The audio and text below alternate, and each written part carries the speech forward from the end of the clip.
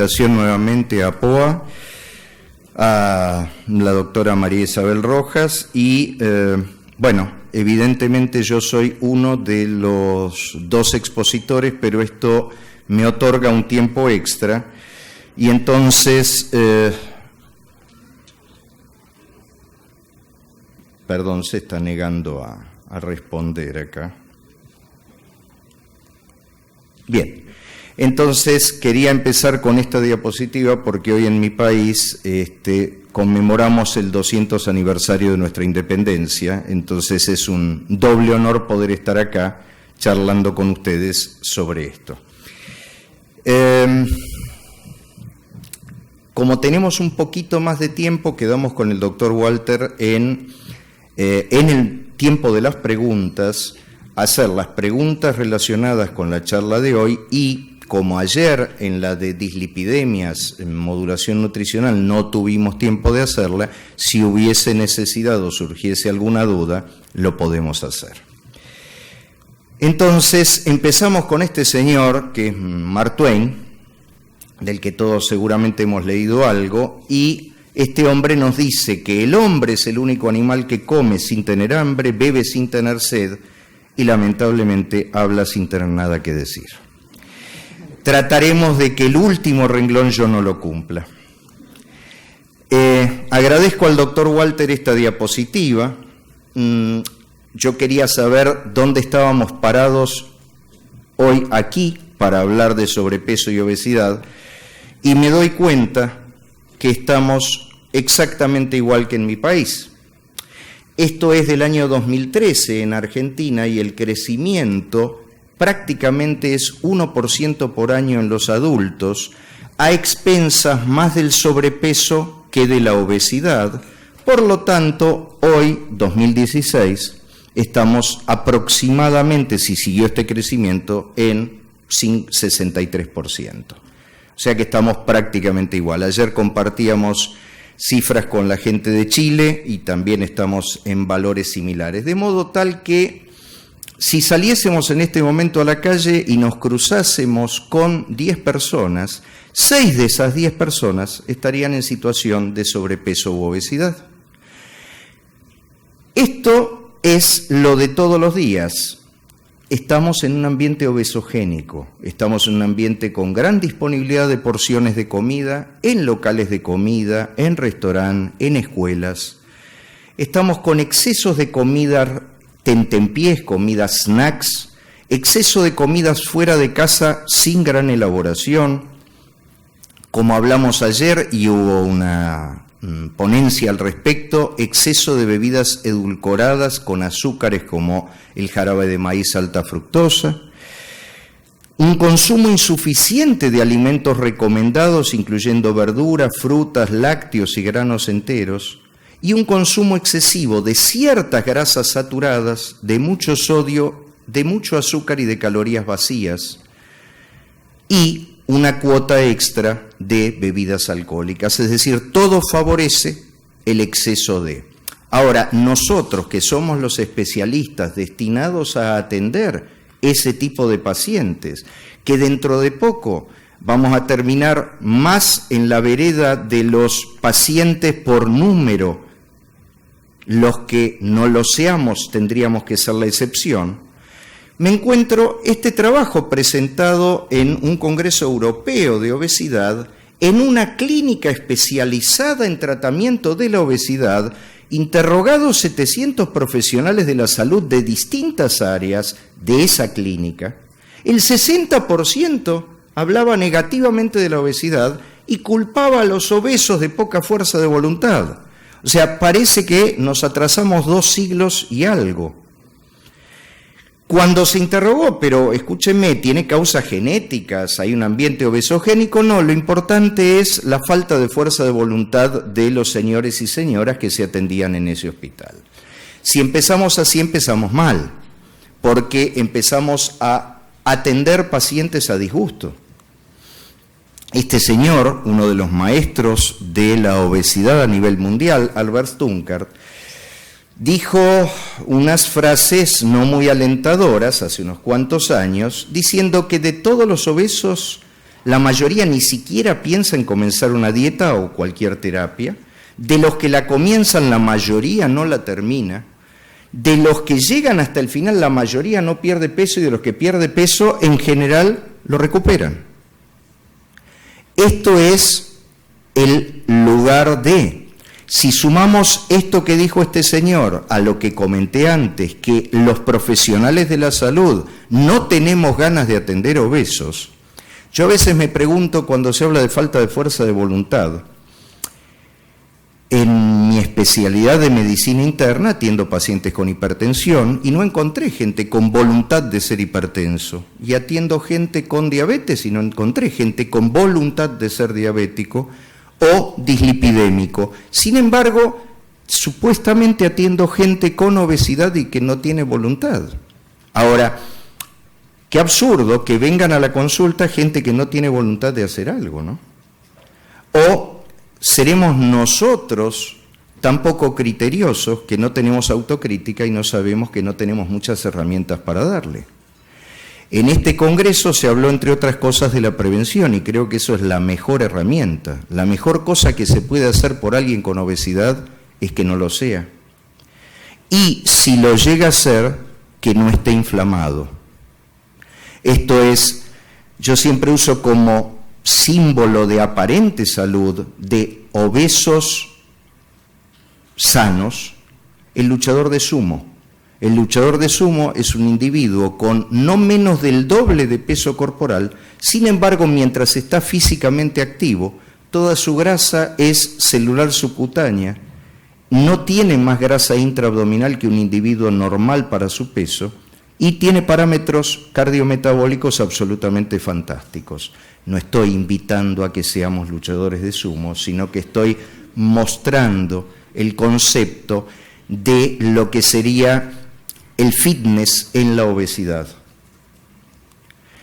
Los objetivos del tratamiento de la diabetes que todos conocemos y refrescamos acá serían promover el descenso de peso, mejorar las comorbilidades, mantener ese descenso de peso en el largo plazo, prevenir la recuperación del mismo y promover un cambio de estilo de vida. Tal vez este quinto punto debería ser el primero, promover un cambio favorable en el estilo de vida. Entre las herramientas que tenemos para el cambio en el estilo de vida están lo que vulgarmente llamamos dietas, y de eso es de lo que me pidieron hablar, con distinta calidad y cantidad de calorías, de macronutrientes, de más altas proteínas, más bajas proteínas, más altas grasas, menos grasas, más hidratos de carbono, etcétera, etcétera, etcétera. A esto se le suma actividad física, técnicas cognitivo-conductuales y, cuando esto no alcanza, farmacoterapia y cirugía bariátrica. Y si bien sé que en el programa va a haber una charla sobre farmacoterapia y yo no voy a hablar de esto, me pongo a pensar, volviendo a pensar en mis pacientes hipertensos, dislipidémicos o diabéticos, si yo pretendería no darle un fármaco para tratarlo, sería enemistado con cualquier norma de ética. Y entonces, lamentablemente, que todavía no tengamos a disposición en nuestros países los fármacos adecuados no quiere decir que cuando los tengamos o cuando los tuvimos y los mal usamos, debamos dejar sin tratamiento a nuestros pacientes, porque si no, nosotros estamos reafirmando que era un tema de poca voluntad. Y si hay poca voluntad, ¿para qué nos vamos a tomar el trabajo de alguien sin voluntad ofrecerle un tratamiento? De hecho, la cirugía bariátrica sabemos todos que es la forma más drástica de tratar a estos pacientes, pero la cirugía bariátrica interviene el abdomen, interviene el aparato digestivo, pero no interviene quitando lo que Bosco llamó la piedra de la locura. ¿Qué es una dieta o un régimen? Es un orden, esto es lo que quiere decir la palabra. Sin embargo, en el lenguaje popular, dieta es sinónimo de régimen hipocalórico.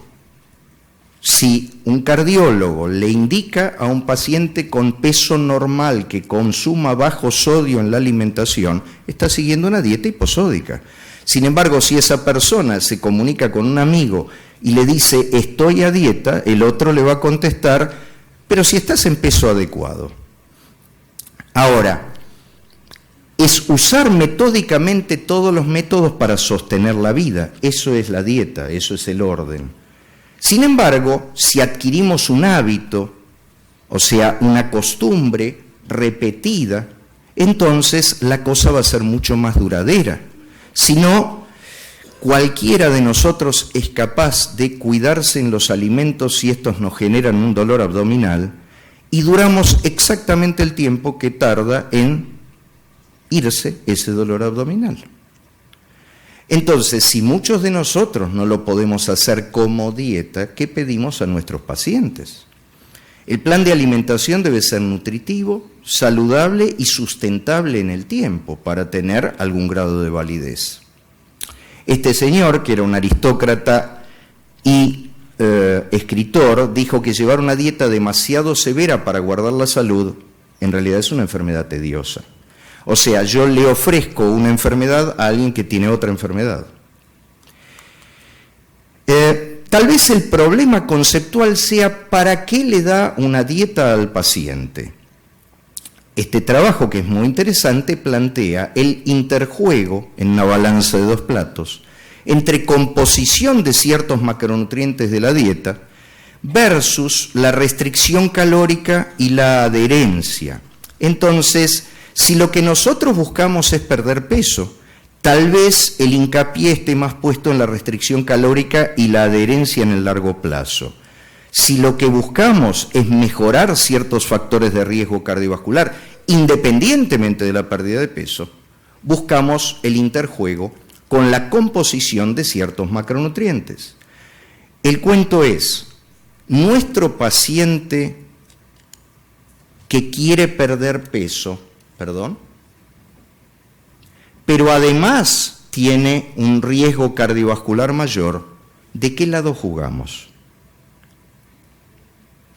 Sacando de lado ciertos pacientes que vienen a buscar, y no lo digo peyorativamente, un tratamiento cosmético porque les sobran 1, 2 o 3 kilos, la mayoría de nuestros pacientes tienen algún grado de compromiso o lo van a tener en el corto o largo plazo de riesgo cardiovascular.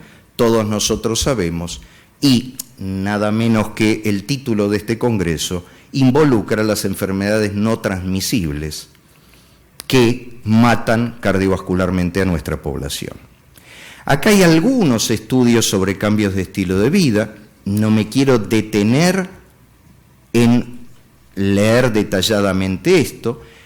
Por ejemplo, muestra tratamiento randomizado a la dieta de Atkins, la dieta Sohn, la dieta Lern y la Ornish, y si bien mejoró ciertos parámetros cardiometabólicos, el descenso de peso medio fue 4,7 kilos. Al paciente que le sobran 5 kilos de peso, o que 5 kilos de peso representa el 10% del peso corporal, tal vez le venga bárbaro. Ahora, caso contrario, sirvió metabólicamente, pero no sirvió sobre el peso. Y ojo que del otro lado todo el tiempo tenemos un paciente que nos demanda por distintos motivos, incluyendo los sociales, el bajar de peso, no se conforma con ese 10% que uno estaría contentísimo de que consiga y lo mantenga en el tiempo. En este otro estudio, 300 pacientes, 2 años de seguimiento, dieta mediterránea, pérdida de peso media, 4 kilos. En los grupos de bajos hidratos, 4,5, 4,7 para los de bajos hidratos de carbono. Por lo tanto, en cuanto a números, no es muy alentador. Siguiendo con este trabajo, acá tenemos 800 pacientes 2 años, media 4 kilos después de los 2 años. Sin embargo, parámetros de laboratorio y parámetros de hipertensión favorables. Y este otro estudio con 5.100 pacientes de un año de seguimiento, que es parte del look-ahead, acá sí hubo un descenso del 9% inicial. Lo que tenemos que tener en cuenta es que todos estos estudios, o la mayoría de ellos, tienen o un personal trainer al lado, como el estudio finlandés o el estudio norteamericano sobre prevención de la diabetes. Y esto tiene inevitablemente un alto costo y no es lo que podemos poner en práctica. Una cosa es la consejería. Yo me llevo el consejo de mi médico a mi hogar de que debo hacer una vida más saludable. Y me dura lo que en el tiempo dura volver a la próxima consulta. Si la próxima consulta es muy lejos, seguramente se me perdió en el bolsillo de los hábitos. El plan de alimentación debe ser individual desde ya, pero lo lógico sería crear un déficit discreto, no menor, porque un déficit menor que esto, el organismo lo cubre exactamente igual que si estuviésemos sufriendo una hambruna. Cualquiera de nosotros que se quede en ayunas un día, el organismo va a tomar, por suerte, sus recaudos y sobrevivir. En una situación de insulinoresistencia, ojo, favorable. La insulinoresistencia le permitió al ser humano sobrevivir a las hambrunas durante siglos y es lo que nos está matando hoy.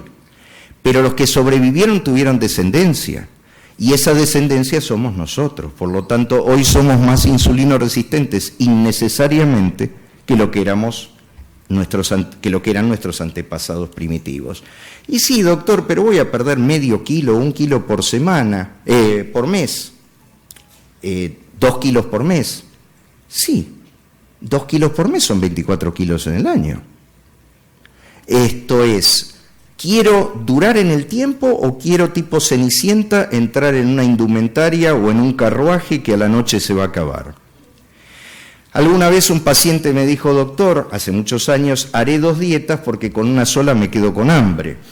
Y esto es lo que vivimos todos los días. En muchos países donde se enseña a tratar pacientes con diabetes, a los que no tenemos diabetes se les da jeringas con líquidos inertes para inyectarse en el mismo esquema que se le pretende indicar al paciente con diabetes.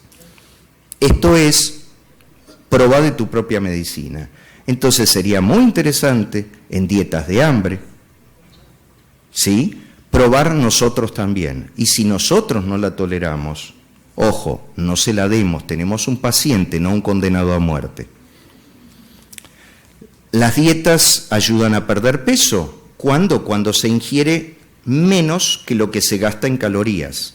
Y la descripción clásica habla de dietas de muy bajo valor calórico, aquellas que tienen entre 200 y 800 kilocalorías, y solo en ocasiones especiales y con monitoreo estricto se pueden aplicar.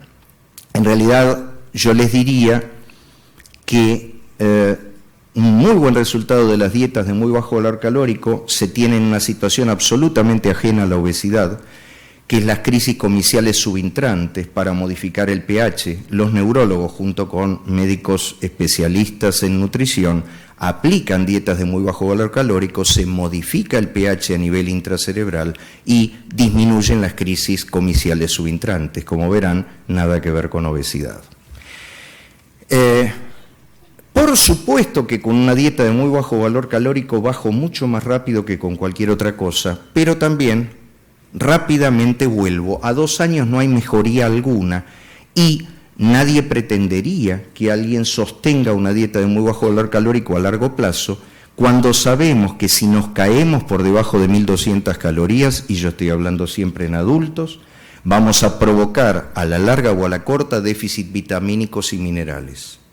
Entonces, excepcionalmente se podría indicar algo de menos de 1.200 calorías, pero acuérdense que estamos dando algo deficitario con menos de 1.200. Las de bajo valor calórico, por definición, están entre 800 y 1.500, pero la pregunta es, si yo estoy frente a un paciente que lo interrogo y anda ingiriendo unas 4.000 calorías, 3.500 es hipocalórica para él. Entonces, ojo con las definiciones estándar porque a algunos les puede caber. Alguien que come 2.000 calorías y yo lo bajo a 1.500. Pero alguien que come 4.000 con 3.500 ya está haciendo una dieta de menos calorías para sus necesidades. Lo que uno propone desde el sentido común es esto: bajar 500 kilocalorías sobre lo habitual es bastante tolerable, y esto, como dijimos antes, es 2 kilos por mes de pérdida de peso, que no es poca cosa. Se han demostrado beneficios extra de tratamientos en individuos que desayunan. El desayuno es la comida fundamental del día y, como su nombre lo indica, desayuno, y lo estoy pronunciando adrede así, es romper el ayuno. Si queremos ser más coquetos, digámoslo en inglés y digamos breakfast, y breakfast también es romper el ayuno.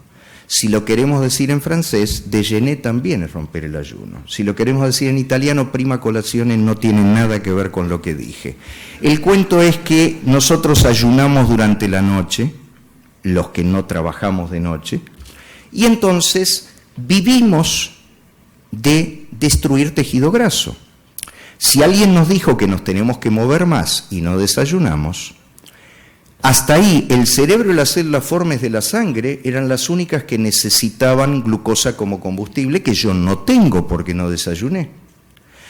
Y hago que el músculo que vivió de grasas durante la noche y de algunas proteínas que aportaron a su gluconeogénesis haga ejercicio, con lo que voy a exigirle mayor esfuerzo metabólico, porque ahí va a ser otro requiriente de glucosa.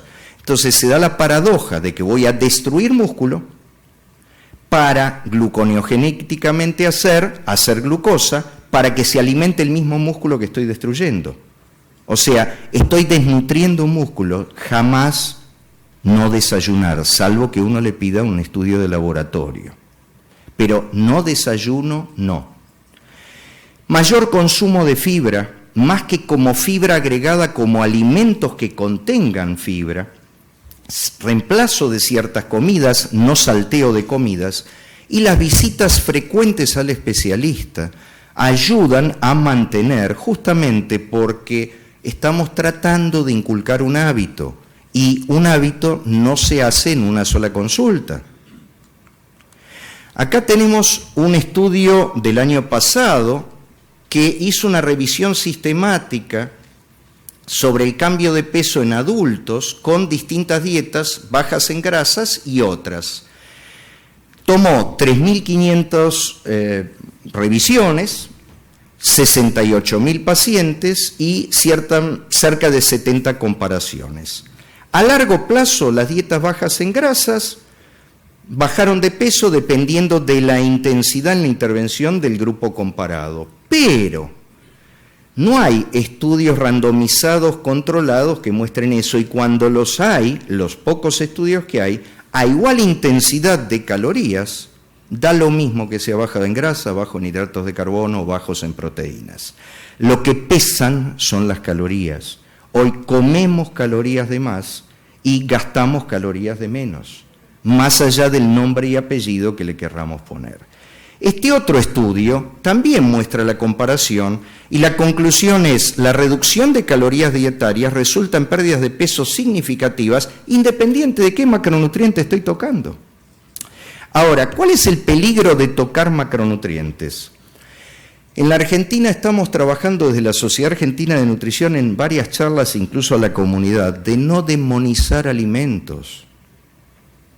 Los alimentos no son malos. Una anécdota que cuento como horrorosa, pero juro que es real: una bioquímica que trabaja con nosotros en el departamento de lípidos concurrió a unas clases de cocina para aumentar su variedad de comidas. Al lado de ella había una mujer joven embarazada que le contaba ciertas peleas conyugales. ¿Cuáles eran las peleas conyugales? Estaba por tener un bebé. Su esposo quería que ella lo amamantase y ella no quería amamantarlo porque, como todos sabemos, la leche es mala para el ser humano. Estamos demonizando alimentos. Los malos son los cereales, los malos es la leche, lo malo es la proteína, etcétera, etcétera, etcétera, etcétera. Y esto es una conducta infantil. Cuando somos chicos, la culpa la tiene el otro. Cuando somos adultos nos responsabilizamos de eso, de nuestra responsabilidad. Y ojo que vuelvo a repetir, responsabilidad, no culpa. Yo no estoy hablando de culpas. Esta señora fue a una librería a buscar un libro para bajar de peso y el librero la dirige a los de ciencia ficción. La realidad es que se da la mano con Stunkar, como comentábamos antes. Entonces empiezan las dietas de moda. Se llaman dietas de moda no a la última publicada, sino a la que promete maravillas. Y finalicé esta presentación con la del Dr. Atkins. El Dr. Atkins era un médico cardiólogo, muy obeso, hipertenso, dislipidémico, con varios bypass en su haber, que decidió comer una dieta muy rica en grasas y baja en hidratos de carbono, es decir, lo que técnicamente llamamos una dieta cetogénica. Le fue muy bien, bajó de 120 kilos a 70 u 80, se murió hace algunos años con 120 kilos y otros eventos coronarios más. Sin embargo, desde la Asociación Americana de Cardiología se la preconiza como una de las dietas a seguir. Decía don Oscar Wilde que el sentido común era el menos común de los sentidos y parece que ahí está haciendo efecto. La realidad es que fíjense, y para eso puse esto, que Atkins, Mediterránea, South Beach, Zone, la de las proteínas, la del panel de educación del colesterol, la DPP, la Ornish, tienen, como les mostraba ayer, calorías totales del 100% y juegan con cuál tiene más macronutriente que otro. Esta tiene más grasas, pocos carbohidratos, esta tiene muchos más carbohidratos y pocas grasas, pero las calorías totales son las calorías totales. Y como les mostré, el resultado de ese estudio era este. 2 ensayos, uno con 470 pacientes, otro con 300, distribuidos aleatoriamente a estas 4 dietas. La Weight Watchers sería la de mejor control por registro y por controles entre pares y con supervisión. Pérdida de peso media a un año similar en todas, que eran los 4 kilos que les mostré o 5 kilos que les mostré en la diapositiva anterior. El menor peso estaba asociado con disminución de la tensión arterial, mejor relación colesterol total sobre HDL, mejor proteína C reactiva, mejora de glucemia e insulinemia, y salvo la dieta de Atkins, no hubo diferencias en el nivel de triglicéridos. Y si se ponen a pensar, la dieta de Atkins tiene muy poco hidrato de carbono, por lo tanto es absolutamente lógico que disminuya el nivel de triglicéridos, que van a incrementarse por un consumo inadecuado de hidratos de carbono, sobre todo aquellos que más elevan la glucemia. Entonces el planteo es, ¿qué podemos hacer por nuestros pacientes? Y por nuestros pacientes tendríamos que pensar en estrategias alternativas, dado que ciertas cosas tradicionales vemos que no están funcionando. Creo que nos queda claro a todo el auditorio que lo que buscamos es un descenso de peso sostenible en el tiempo y un descenso de peso que sea metabólicamente útil. Como todos sabemos, eso es disminuir alrededor de un 10% del peso corporal y mantenerlo a 5 años, y descender 10% del peso corporal equivale aproximadamente a caída del 30% de la grasa intraabdominal. Esto es absolutamente beneficioso para la salud. Entonces, estrategias: jugar con medida de la porción y densidad energética. Alternativa 1 sería tamaño de la porción. Tamaño de la porción es fundamental. El tamaño de la porción no se soluciona poniendo preso a Ronald McDonald. Esto es, si yo mato al cartero voy a seguir teniendo malas noticias, tal vez por otro medio. No responsabilicemos al afuera. A mí me pueden ofrecer una lata magna de gaseosa y yo soy el responsable de si la tomo o no. Por supuesto que es más provocador que me lo ofrezcan, o semejante hamburguesa. Pero si yo digo, corto un trozo de esa hamburguesa, tampoco la tengo que demonizar. Personalmente no me gusta la palabra comida chatarra, sino que prefiero hablar de comida rápida. Porque si yo comiese una hamburguesa pequeña de esta marca tradicional, con tomate y lechuga, sin aliño, estoy comiendo 250 calorías. ¿Y quién podría decir que 250 calorías van a tirarme a la basura un tratamiento? Claro que si lo sumo a una gaseosa y consumo papas fritas, la cosa se puede ir a 1000, y si duplico el piso se va a 1500, que por ahí era lo que pensaba comer en todo el día, y esto me llevó aproximadamente 10 a 15 minutos. El incremento de las porciones desde 1970 fue en crecimiento, los trabajos son múltiples, simplemente puse algunos a modo de cita, pero las porciones fueron creciendo. Hablando de la gaseosa, yo siempre me acuerdo que cuando yo era chico, mis padres traían una botella familiar de la gaseosa de la marca más tradicional. Esa botella familiar tenía 1 litro, tomábamos un vaso cada uno de los 5 que éramos y el resto de la noche tomábamos agua. ¿Cuándo se volvía a tomar? El próximo sábado, a la noche. Hoy hay mucha gente que cree que el agua es para lavarse las manos, la cara y bañarse, y a lo sumo hacer alguna infusión, pero jamás piensan en el agua como bebida. Y estoy metiendo calorías vacías para un organismo que no está diseñado para censar calorías. Cambio en el tamaño de las porciones es otra cosa que está influyendo. Entonces fueron agrandándose y es nocivo. Los ejercicios achicando son beneficiosos. Segunda alternativa, jugar con la densidad energética y el tamaño de la porción. La globalización lleva a esto y quedamos encerrados acá adentro, pero ese encierro es por nosotros. Es muy fácil correr una barra de una papa frita. Blanco en la densidad energética, muchos estudios muestran sus beneficios. Si yo hago una dieta con baja densidad energética, tengo menor ingesta, obviamente, juego con mayor volumen, voy a perder más peso y entonces voy a lograr un beneficio adicional. Esto es de la Asociación de Dietistas Americanas y ellas proponen variaciones en la densidad energética. Entonces, esto es una ensalada de pasta que arranca con 8 tazas que representan 600 calorías y terminan en 11 tazas con 300 calorías. Jugaron con la densidad, disminuyeron las grasas en algunos sustitutos, como el queso o el jamón, incorporaron más agua en forma de tomates, en forma de brócoli, y finalmente obtienen un plato casi de 1/3 más de tamaño y de la mitad de calorías.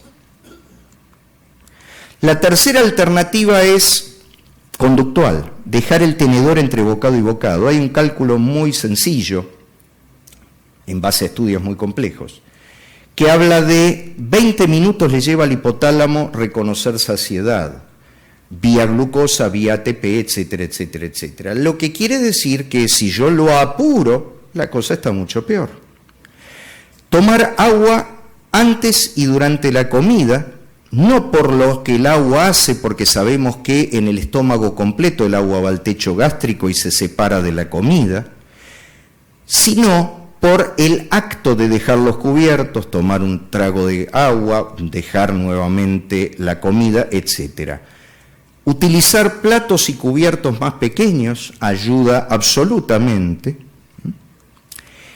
Hacer platos compartimentalizados, no obligatoriamente de este tipo, pero por lo menos es una ayuda visual para que uno diga, bueno, la mayor cantidad corresponde a vegetales de diversos colores, 1/4 para el almidón y otro 1/4 para proteínas. Y tener en cuenta algunos conceptos. Las dietas altas en proteínas, no las muy altas, porque el riñón ya le estamos cargando con sodio, no lo carguemos con proteínas de más porque la cosa no viene fácil. Aumentan la saciedad y producen reducción espontánea de la ingesta, llevando a una pérdida de grasa. Por otro lado, los alimentos de bajo índice y cargas glucémicas incorporan carbohidratos que se digieren lentamente, como lo mencionábamos ayer, en dislipidemias. Esto reduce la glucemia postprandial y esa oleada postprandial, primero, es una importante reducción de un factor de riesgo cardiovascular independiente como es la glucemia postprandial. Y segundo, aún comiendo ad libitum, este bajo estímulo que hacemos a la insulina nos disminuye el apetito. Lo que tiene bajo índice glucémico estimula mucho la insulina y termina dando más apetito. Y yo quiero lo contrario. Entonces, si combino un poco incrementar discretamente las proteínas y seleccionar carbohidratos de bajo índice glucémico, esto mejora la pérdida de peso y el mantenimiento, mejora la inflamación de bajo grado, que es la obesidad, mejora el riesgo cardiovascular, la predisposición a diabetes, hipertensión, dislipidemias y todo esto que estamos hablando. Otro tema, aunque no es dieta por supuesto, pero es el otro plato de la balanza, es la actividad física. Y la actividad física tiene que ser coherente. Hay muchos de nuestros pacientes que creen que van a compensar comilonas con actividad física y esto, que está extraído de este Lancet, dice que una porción grande de esta comida rápida es más o menos 2.200 calorías, quiere decir que uno tendría que ser un maratonista y correr 44 kilómetros para gastar esas calorías, sin hablar de las que ya uno tiene puestos encima. Por lo tanto, uno no está buscando eso, uno está buscando el estímulo para la lipólisis y un aumento del gasto energético para detener el freno que se haría. Ustedes piensen que cuando nosotros restringimos la comida, el cuerpo no es consciente de ese acto voluntario intelectual nuestro. El cuerpo reacciona como hay menos para comer, hay que reducir el gasto. ¿Por qué? Y porque eso nos permitió sobrevivir como especie hace miles y miles de años. No tengo para comer, no gasto. Es de todos conocido la escena de la persona malnutrida que se arrincona y no se mueve, pero no porque quiere hacerlo, sino porque el cuerpo le está pidiendo, por suerte, que no gaste. Entonces nosotros tenemos que gastar más y movernos. Yo tengo la suerte de en mi hospital y en mi consultorio tener wifi de internet y nuestros pacientes, algunos de ellos que vienen con teléfonos celulares inteligentes, suelen apoyarlo en el escritorio mientras están consultando con nosotros. Entonces, antes de seguir hablando, yo suelo bajarles cualquier programa de cuentapasos para que después me cuenten, no doctor, corrí mucho todo el día, fui al trabajo, a la oficina, acá, allá, el otro día, y hacen 3.000 pasos, 2.000 pasos. Y tener menos de 10 a 12.000 pasos es ser sedentarios. Y acuérdense que dejando de lado el cáncer de pulmón, el sedentarismo mata la misma cantidad de gente que el cigarrillo. ¿Sí? Las unidades coronarias están llenas de gente sana. Mira, no tiene colesterol alto, no es obeso, no es hipertenso, es sedentario. Nadie tiene que ser campeón olímpico, perdón, algunos sí para que nuestros ojos disfruten, pero el máximo deporte de muchos humanos es sentarnos frente a un televisor a mirar los que hacen deporte en serio. Y ni siquiera tenemos que ser exitosos, lo que tenemos que hacer es movernos. Fíjense, esto es gente a la que le hicieron hacer 32 kilómetros por semana sin ninguna restricción calórica, perdieron 3 kilos de peso en 8 meses, nada. Sin embargo, bajaron la adiposidad intraabdominal y la insulinoresistencia, mejoraron el HDL, los triglicéridos, la tensión arterial y preservaron la masa magra. Yo necesito preservar la masa magra, no destruirla. Y ayudar a la persona a elegir, no como esta señora que no quiere ni reducir, ni endurecer, ni tonificar, quiere huir de la clase de gimnasia. Si por lo menos fuese a caminar con su pareja o con una amiga, por ahí conseguiría cosas mucho más sostenibles en el tiempo. Estos fueron tomadas por mí, esta es la zona del ex Torre Gemelas, la zona del Ground Zero ya reconstruida de otra manera, y cuando subí a ver de qué se trataba me encontré con este cartel, queme calorías, no electricidad. Por supuesto que había un ascensor para aquella gente con discapacidad que no lo pudiese hacer, pero ¿para qué vas a tomar el ascensor si pudieras usar la escalera? En otra circunstancia, estando en Barcelona, me encontré con el siguiente cartel acá, en la base de la escalera mecánica del subterráneo. Suba por su salud, suba por las escaleras, y el dibujito es un corazón saludable que sube por escaleras. En mi hospital, en el Hospital Italiano de Buenos Aires, un grupo de médicos de familia se dedicó a, en el frentín de cada peldaño de la escalera, poner 0,5 calorías, 1 caloría, 1,5 calorías, y cuando llega al primer piso de subir, un cartel que dice: felicitaciones, usted gastó 15 calorías. De hecho, si bien es una tontera sencilla porque a uno le ayuda a calcular. Alguna vez un paciente me preguntó si, así como había pedómetros o podómetros, no había algo que uno pudiese tragar y contarle las calorías de la comida, pero en realidad, como somos completadores, los animales en general, los humanos en particular, debemos ponernos el plato chico, porque cuando el plato grande está delante es dificilísimo contenerse, y me incluyo en la lista de los que no lo podríamos hacer fácilmente. Y evitar esto. La gente que se anota en el gimnasio y sigue acumulando años de no ir, pero tiene un excelente credencial en el bolsillo que dice que es socio del club tal o del gimnasio cual. Cambios cognitivo-conductuales. A esta señora le sirve tener la bikini en la heladera para no ir a buscar alimentos que jugarían en contra. A ella, no digo si está bien o está mal, le importa eso como estímulo personal. O sea, tiene que ver otras cosas más allá del alimento. Y nunca con criterio punitivo. Nunca, si usted no se cuida, le va a pasar tal cosa, porque si me va a pasar tal cosa porque tengo tal enfermedad, y tal vez no lo haga. Esto funcionó muy mal cuando se hicieron campañas de SIDA o muerte. Cuando se planteó SIDA o vida, la gente empezó a tratarse y a acercarse a los consultorios infectológicos. Para terminar, así como empecé con Don Mark Twain, cierro con Don Mark Twain, que decía que la única manera de mantenerse saludable es comer lo que uno no quiere, tomar lo que uno no le gusta y hacer lo que uno raramente haría. Bueno, muchas gracias por vuestra atención.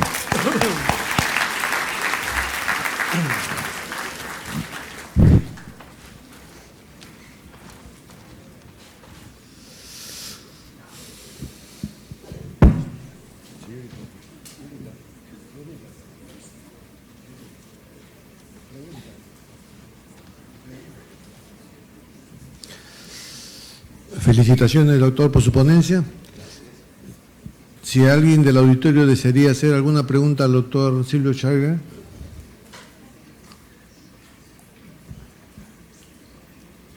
El que desee escribirla, por favor, lo pueden hacer y la señorita va a pasar a recoger los papeles. Doctor, muchísimas gracias por su ponencia, de verdad, excelente. Quería hacerle una consulta. ¿En qué momento recomendamos a un paciente obeso que se haga una cirugía bariátrica? Porque ayer mencionaban de que si era obeso era lo mejor, ¿no? Pero como nutricionistas, ellos a veces quieren lucharla a ver si se puede hacer con dieta. Entonces, ¿en qué punto ya le decimos, sabes qué, no, mejor tienes que ir? ¿Cuánto tiempo deberíamos luchar con él? Yo no hablaría de tiempo, pero tampoco hablaría que es lo mejor. Yo creo que es lo más drástico que le podemos ofrecer, y desde el año 1999 la Academia de Cirugía de Estados Unidos plantea que la indicación de cirugía bariátrica número 1 es el fracaso con tratamientos tradicionales por más de 2 años. Es decir, que el señor que viene a mi consultorio con 40 o 42 de índice de masa corporal en la primera consulta, jamás yo le ofrecería someterse a una cirugía bariátrica. Ahora, si el señor fracasa en verdaderos intentos, ¿sí? Ahora, el planteo fue a la inversa muchas veces hecho, es decir, si la persona desciende en un lapso breve, de hecho, voy a dar un ejemplo.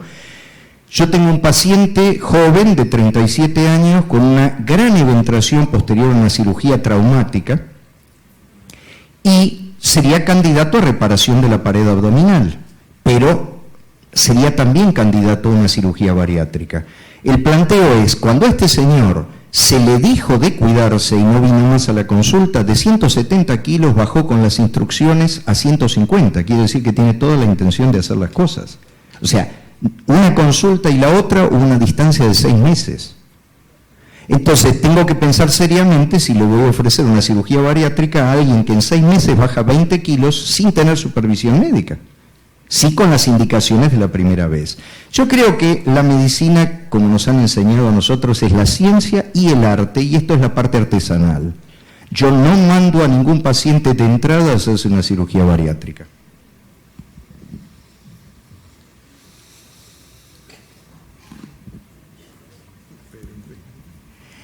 Acá hay una pregunta que dice, ¿tomar agua durante la comida no perjudica la digestión? La respuesta es no.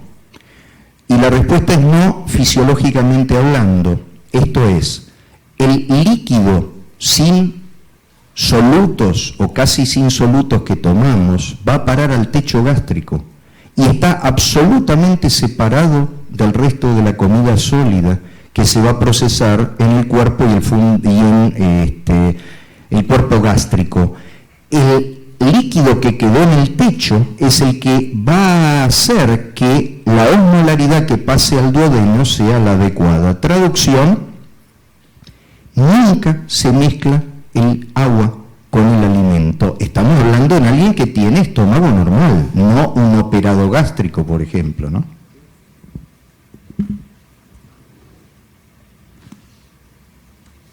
La pregunta es, ¿cuál es su opinión sobre los productos light? ¿Y qué opina de la dieta de Atkins? ¿La recomendaría?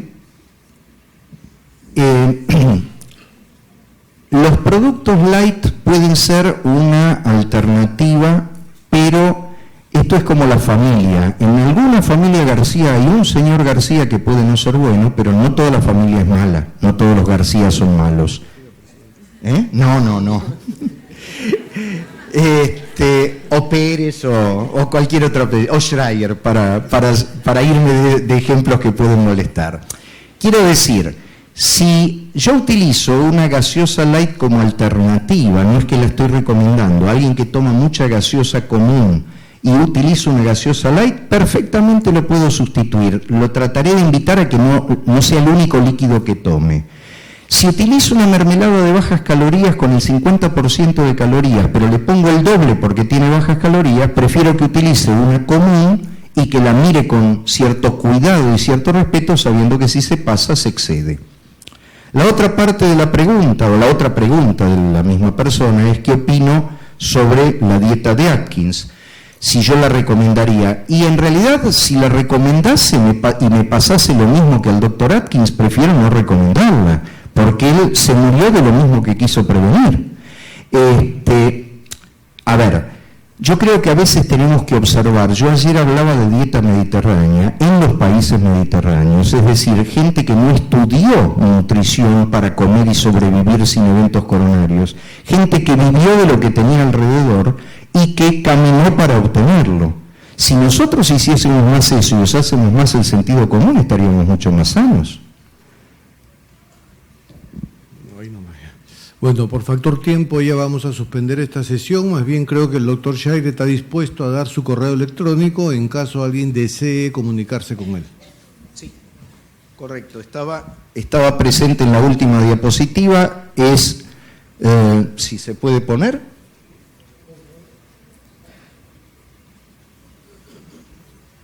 O en la primera o en la última figura, en cualquiera de las dos. Es silvio.schreier, Schreier se escribe SCHRAIER, @gmail.com. Esto incluye eventuales preguntas que hayan quedado pendientes de ayer, que no hubo tiempo a hacerlas. Muchas. Sin cargo, a cuenta alguna, dice. Muy gentil y muy buenas tardes a todos. Un fuerte aplauso para el doctor Schreier.